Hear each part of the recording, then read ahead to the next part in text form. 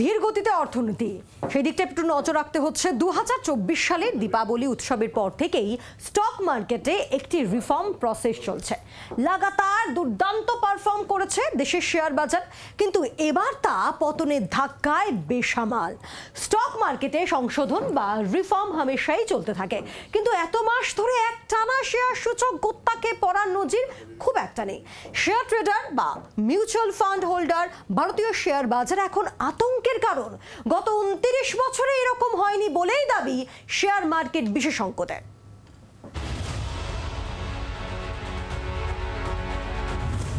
December ত্রৈমাসিকের GDP পরিসংখ্যান প্রকাশিত হওয়ার আগে বিনিয়োগকারীরা মনে করেছিলেন দেশীয় অর্থনীতি গতি পাবে, কিন্তু ফল প্রকাশের পর দেখা যায় আর্থিক বৃদ্ধির গতি অত্যন্ত শ্লথ। দুর্বল আয় এবং বিদেশি বিনিয়োগকারীদের লগ্নি কমেছে। 2024 সালের সেপ্টেম্বরের শেষ দিকের তুলনায় বাজার 14% পড়েছে। বিদেশি বিনিয়োগকারীরা চলতি বছরে এখনো পর্যন্ত 1,13,00,000-এর বেশি ভারতীয় স্টক বিক্রি অর্থাৎ সেল অফ করেছে।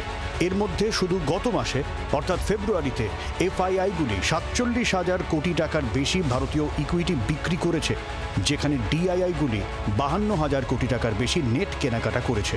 যদিও বুধবার বেশ কিছু বিদেশি লগ্নি দেশের শেয়ার বাজারে ঢুকেছে বলে খবর। আইটি স্টকগুলিতে ভারী পতন জারি। এই পতন এশিয়ার বাজারে সব থেকে বেশি। ওয়াল স্ট্রিটে এনভিডিয়ার স্টকের দুর্বল ফলাফলের পরে এই পতন ঘটেছে।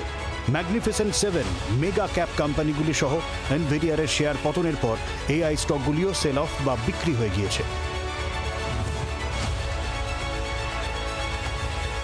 মার্কিন প্রেসিডেন্ট ট্রাম্প কানাডা ও মেক্সিকো থেকে আমদানির ওপর 25% শুল্ক ঘোষণা করেছেন।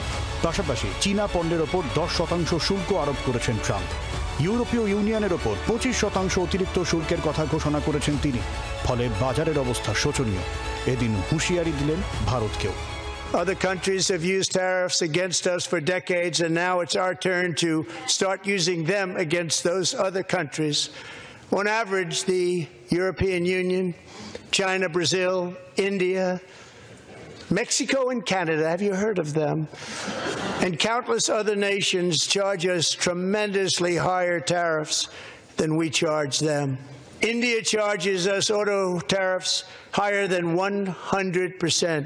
April 2nd, reciprocal tariffs kick in.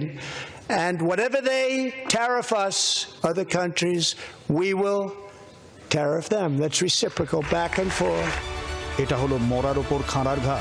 আগামী 2 এপ্রিল থেকে ভারতের ওপর রেসিপ্রোকাল ট্যারিফ বসাবে মার্কিন যুক্তরাষ্ট্র। ফলে স্বাভাবিকভাবেই ভারত তো বটেই, গোটা বিশ্ব বাজারেই হইচই। আমেরিকায় নবনির্বাচিত রাষ্ট্রপতি ডোনাল্ড ট্রাম্পের নেওয়া একাধিক রিফর্ম বা নতুন সিদ্ধান্ত নিঃসন্দেহে চিন্তার ভাঁজ বাড়িয়েছে গোটা বিশ্বের বিনিয়োগকারীদের, যা সরাসরি আঁচ এসে পড়েছে ভারতীয় শেয়ার বাজারে। এই শেয়ার বাজারকে নতুন কোন ফর্মুলায় আবার চাঙ্গা করার চেষ্টা হবে, আবার কিভাবে ঘুরে দাঁড় করানো যাবে, ক্রমশ উদ্বেগে ফেলা এই শেয়ার বাজারকে এখন সব থেকে বড় প্রশ্ন সেটাই।